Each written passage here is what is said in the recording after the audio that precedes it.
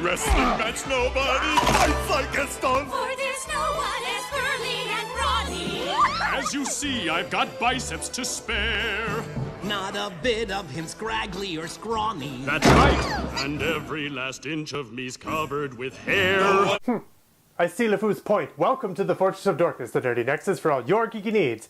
I'm your host, Braverial. What if you had the potential to make one of the greatest modern fairy tales of all time, only to pull a DreamWorks at the finish line? Real history notches our arrows and takes aim at Disney Pixar's Brave from 2012. Brave began life as a film called The Bear and the Bow, and was meant to be Pixar's first attempt at a fairy tale. Yup.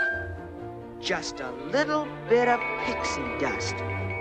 Neverland is real! Anyway, though the film did moderately well, many felt it wasn't as groundbreaking as previous Pixar projects. Ever wondered why? Let's start with the original director, Brenda Chapman. Chapman's vision for the film was in line with traditional fairy tale stories, such as The Brothers Grimm. Sadly, Chapman was released in 2010 and Mark Andrews was brought in to direct after some creative differences. A new direction can happen with the changing of the guard, but apparently something far more sinister was happening in the house the mouse built. Disney allegedly wanted the film neutered from the original dark tone, something they also attempted with Toy Story 3's finale, but failed to do so in that case. So what were some of the changes Disney had made? Let's go back to the title. Why change The Bear and the Bow to Brave?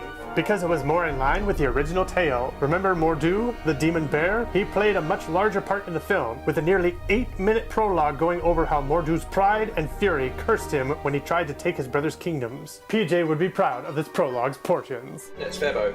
Febo. Afterward, Mor'du's brothers would come together to try to save him, but to no avail, with 2 of them being killed by their completely feral brother. His last surviving brother would go on to become Merida's ancestor. Red hair was a trait solely of King Fergus's bloodline, which is why the demon bear was drawn to that family, thus bringing the tale full circle. Speaking of Merida's family, her own brothers were a late inclusion into the film, injected to add more humor to the tale. The witch was also taken far more seriously as a character, lacking the quirky attitude seen in the final film. As part of the breaking of her spell, the one who cast it would have to admit their blame for it. Mor'du accepts his fate, whereas Merida takes the blame, and as a gigantic, magical, and monstrous bear, only the stone circles could harm him, because the stone circles were the source of this world's magic, or at least this land. So they could harm the demon bear for this reason. Finally, the family would realize the fallen prince's suffering after his death, and give him a proper funeral. As you can see, this was a vastly different tale, one we think was much more rich in history, and in tone with Pixar's long-standing track record up to this point. Hey!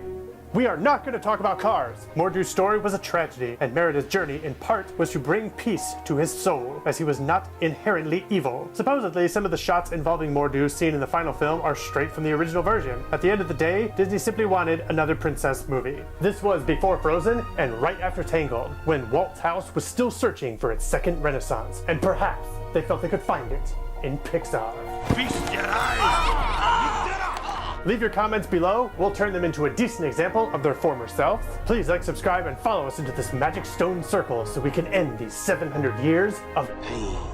This has been Real History. I'm Christian Villerer, and you've been watching The Fortress of Dorkness.